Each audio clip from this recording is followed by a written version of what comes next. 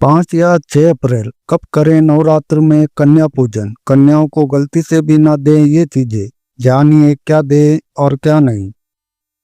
चैत्र नवरात्र हिंदू धर्म का एक विशेष पर्व है। यह त्योहार देवी दुर्गा को समर्पित है। इस दौरान साधक माता रानी के 9 रूपों की पूजा अलग अलग दिन करते हैं और कठिन व्रत रखते हैं। इसके अलावा चैत्र नवरात्र में कन्या पूजन का भी बड़ा महत्व है। कन्या पूजन में कन्याओं को देवी दुर्गा के 9 रूपों का प्रतीक मानकर उनकी पूजा की जाती है। वहीं यह अनुष्ठान इस व्रत का अहम भाग माना जाता है। तो आइए जानते हैं कि कन्या पूजन कैसे करना चाहिए। कन्या पूजन कब करना है। चैत्र नवरात्र में कन्या पूजन अष्टमी या नवमी तिथि को किया जाता है। इस साल अष्टमी तिथि 5 अप्रैल को और नवमी तिथि 6 अप्रैल को पड़ रही है, जिस वजह से अष्टमी तिथि की कन्या पूजन 5 अप्रैल को और नवमी तिथि की कन्या पूजन 6 अप्रैल को की जाएगी। ऐसे में आप इन दोनों में से किसी भी दिन कन्या पूजन कर सकते हैं। कन्या पूजन का महत्व। नवरात्रि के दौरान माता के भक्त कन्या पूजन करते हैं। माना जाता है कि कन्याओं का पूजन करने से माता का आशीर्वाद भक्तों को प्राप्त होता है। भारत में कई जगह कन्या पूजन नवरात्रि की अष्टमी तिथि के दिन होता है। वहीं कहीं कहीं नवमी तिथि के दिन भी कन्या पूजन किया जाता है। आज हम आपको बताएंगे कि अगर आप भी नवरात्रि के दौरान कन्या पूजन करने वाले हैं तो किन किन गलतियों को करने से आपको बचना चाहिए। कन्या पूजन में एक लंगूर को भी बिठाया जाता है। अक्सर लोग इसे भैरव बोल देते हैं, लेकिन ये असल में स्कंद का स्वरूप होता है। यानी जब आप एक कन्या पूजन करते हैं तो ये एक लड़का स्कंद कार्तिकेय का प्रतीक होता है। कन्या पूजन के लिए कन्याओं की बात करें तो कन्या पूजन के दौरान लोग 2 से 10 वर्ष की छोटी छोटी कन्याओं को मां दुर्गा का स्वरूप मानकर आदर पूर्वक घर बुलाते हैं। उनके पैर धोते हैं, भोजन में पूरी, चना, हलवा और नारियल खिलाते हैं। अगर आप इस विधान में से किसी प्रकार की गलती करते हैं तो आपके लिए अच्छा नहीं होता है, यानी माता दुर्गा का आशीर्वाद आपको नहीं मिलता है। इसके बाद कन्याओं को गिफ्ट या पैसे दिए जाते हैं। इस दौरान भी कई नियमों का पालन करना जरूरी होता है। अगर आप इस विधान में से किसी प्रकार की गलती करते हैं तो आपके लिए अच्छा नहीं होता, यानी माता दुर्गा का आशीर्वाद आपको प्राप्त नहीं होता है। लेकिन इस बात का ध्यान रखें कि कन्या पूजन के दौरान भूल कर ऐसी कोई गलती न करें जिससे माता रानी नाराज हो जाए। कन्या पूजन पर लोग कन्याओं को कई तरह के उपहार देते हैं, जो कि बहुत ही अच्छी बात है। लेकिन जाने अनजाने में ऐसा कोई उपहार ना दें जो माता रानी की नाराजगी का कारण बने।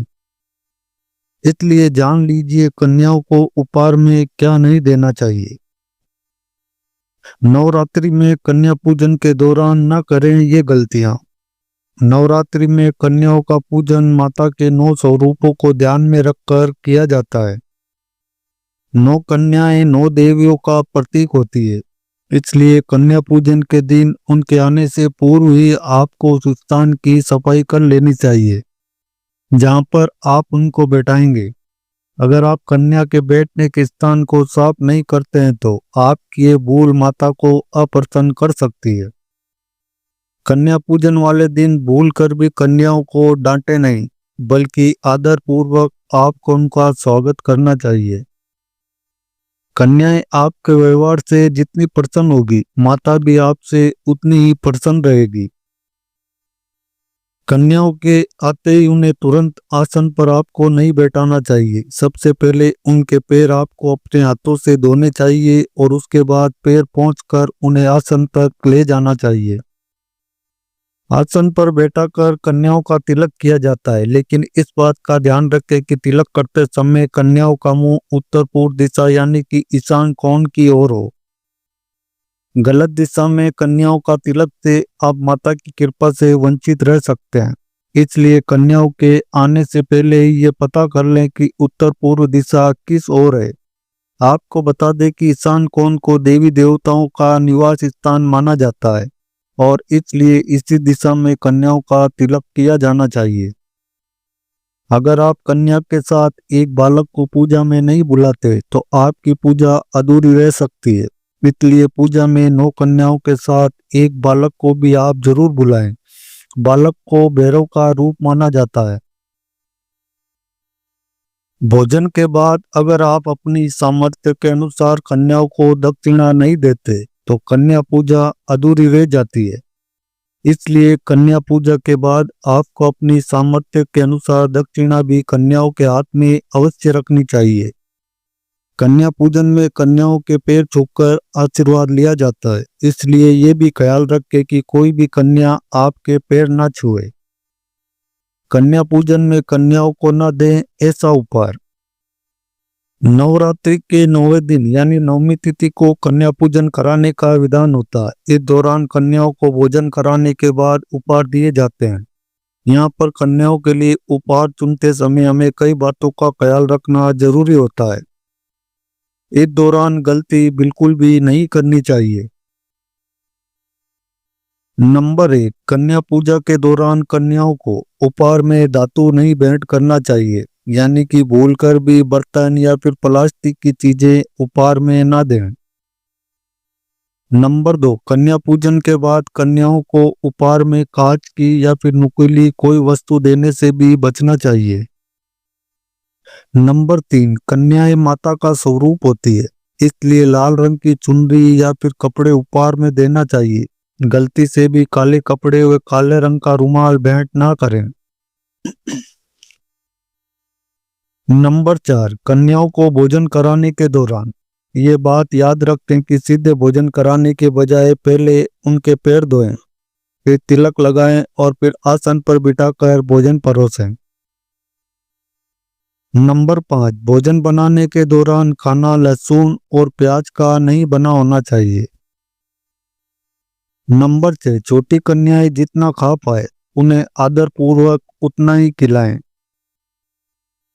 नंबर 7, कन्याओं को भोजन और उपहार आदि देने के बाद पैर छूने का नियम होता है, भूलना नहीं चाहिए, नहीं तो माता दुर्गा नाराज हो सकती है। नंबर 8, कन्याओं को विदा करने के बाद तुरंत ही घर की साफ सफाई न करें, इस दौरान थोड़ा रुकना चाहिए। इन गलतियों से भी बचें। कन्याओं को घर आते ही सीधे भोजन कराने के बजाय पहले उनके पैर धोएं, तिलक लगाएं और फिर आसन पर बैठाएं। कन्याओं के भोजन में लहसुन प्याज युक्त चीजें न खिलाकर केवल हलवा, पूरी, चना और नारियल ही खिलाएं। और छोटी कन्याएं जितना खा पाए उन्हें आदर पूर्वक उतना ही खिलाएं। बिना पैर छुए कन्याओं को भूलकर भी विदा ना करें, इससे माँ दुर्गा नाराज हो जाती है। कन्याओं को विदा करने के बाद तुरंत ही घर की साफ सफाई ना करें। देवी पूजन के बाद सब परिवार ग्रहण करें प्रसाद। कन्या पूजन के बाद सबसे पहले सारे परिवार को बचे हुए मधुपर्क का सेवन करना चाहिए। इसके साथ ही जो कलश आपने नवरात्र में अपने मंदिर में रखा है उसके जल को पूरे घर में छिड़क दें। साथ ही कलश पर रखे नारियल के जल को पूरा परिवार प्रसाद की तरह ग्रहण करें। बरसेगी धन लक्ष्मी।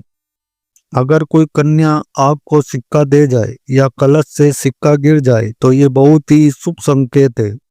ऐसा अगर हो तो आप इसे बिना किसी से बताए तुरंत ही लाल कपड़े में बांधकर अपने गले या फिर अपनी तिजोरी में रख लें।